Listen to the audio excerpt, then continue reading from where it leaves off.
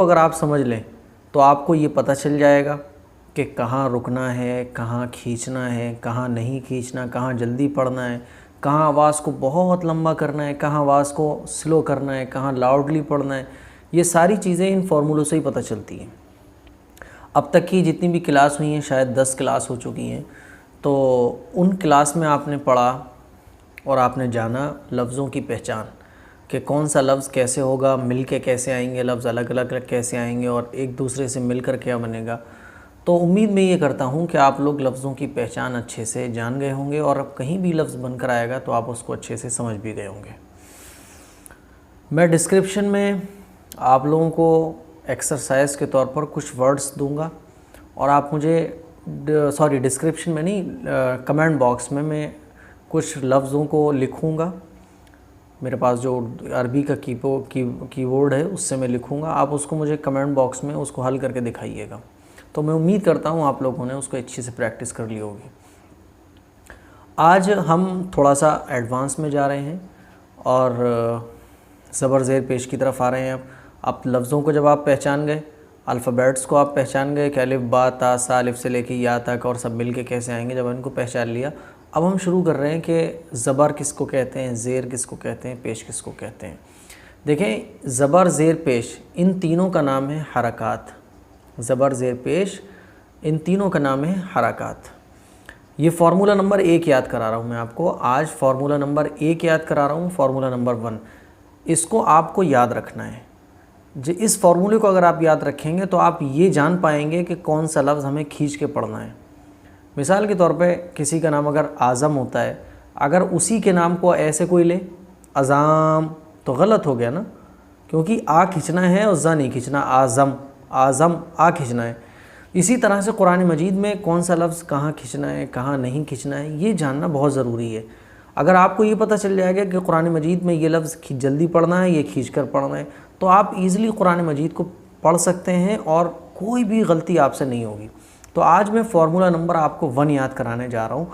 Formula number 1 नूरानी कायदे में अगर आप देखें तो ये देखें स्क्रीन पर, और अपने नूरानी कायदे को ओपन कर लें। नूरानी कायदे में ये लिखा हुआ है ऊपर तख्ती नंबर 1। तख्ती नंबर 1 मतलब ये फार्मूला नंबर 1, ठीक है ना।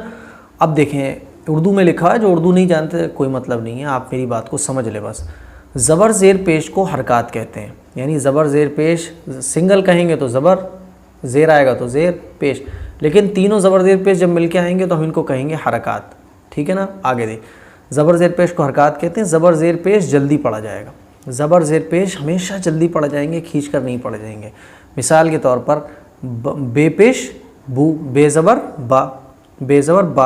अब कोई अगर इसको ऐसे पढ़े बेज़बर बा तो ये गलत, क्योंकि ज़बर ज़ेर पेश का फार्मूला ये है कि ज़बर ज़ेर पेश ये तीनों जल्दी पढ़े जाएंगे, जल्दी से खींच, बिल्कुल भी इसमें खिंचाव नहीं आएगा। बेज़बर बा, ते ज़बर ता, सा ज़बर सा, जीम ज़बर जा। अगर आप इसको ऐसे पढ़ेंगे जीम ज़बर जा, बेज़बर बा, तो गलत है। क्यों? फार्मूला नंबर 1 यही है, ज़बर ज़ेर पेश जल्दी पढ़े जाते हैं। समझ गए ना आप? बस इतना याद आपको रखना है। फार्मूला नंबर 1 ज़बर ज़ेर पेश को हरकात कहते हैं और ज़बर ज़ेर पेश जहाँ भी लगे आएंगे उस वर्ड को हम जल्दी पढ़ेंगे, खींच कर नहीं पढ़ेंगे। अब देखें, अब हमज़ा ज़बर आ, इसको अलिफ नहीं पढ़ेंगे।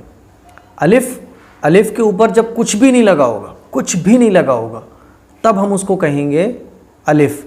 लेकिन अलिफ के ऊपर अगर ज़बर लग गया, पेश लग गया, ज़ेर लग गया, अब हम इसको अलिफ नहीं पढ़ेंगे, हम इसको हमज़ा पढ़ेंगे, ठीक है ना।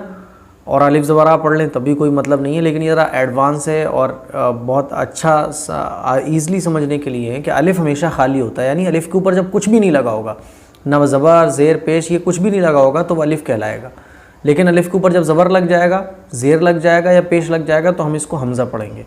तो हम इसको पढ़ेंगे हमज़ा ज़बर आ, बा ज़बर बा, ता ज़बर ता, सा ज़बर सा, जीम ज़बर जा, हा ज़बर हा, खा ज़बर खा, दाल ज़बर दा, जाल ज़बर ज़ा, रा ज़बर रा, सीन ज़बर सा, शीन ज़बर शा, स्वा ज़बर सा, ज़्वाद ज़बर ज़ा, तोए ज़बर ता, ज़ोए ज़बर ज़ा, ऐन ज़बर आ, गैन ज़बर गा, फ़ा ज़बर फ़ा, क़ाफ़ ज़बर क़ा, लाम ज़बर ला, मीम ज़बर मा, नून ज़बर ना, वाव ज़बर वा, हा ज़बर हा, हमज़ा ज़बर आ, या ज़बर या ज़बर या। तो ये है, समझ गया ना फॉर्मूला नंबर 1, याद रखिएगा। अब हम ज़बर लग रहा है सब पे, अलिफ से लेकर अगर आप या को देखें तो हमें खींच के नहीं पढ़ना है। सीन ज़बर सा गलत है, सीन ज़बर सा, शीन ज़बर शा, जल्दी पढ़ जाएंगे, ज़बर ज़ेर पेश हमेशा जल्दी पढ़ जाएंगे। तो बस आज के लिए इतना ही, कल इंशाल्लाह नीचे इसकी एक्सरसाइज हैं वो चलेंगी। कमेंट बॉक्स में मैं आपको कुछ एक्सरसाइज दे रहा हूँ, उससे मुझे कमेंट बॉक्स में ही आप सॉल्व करके दिखाइए।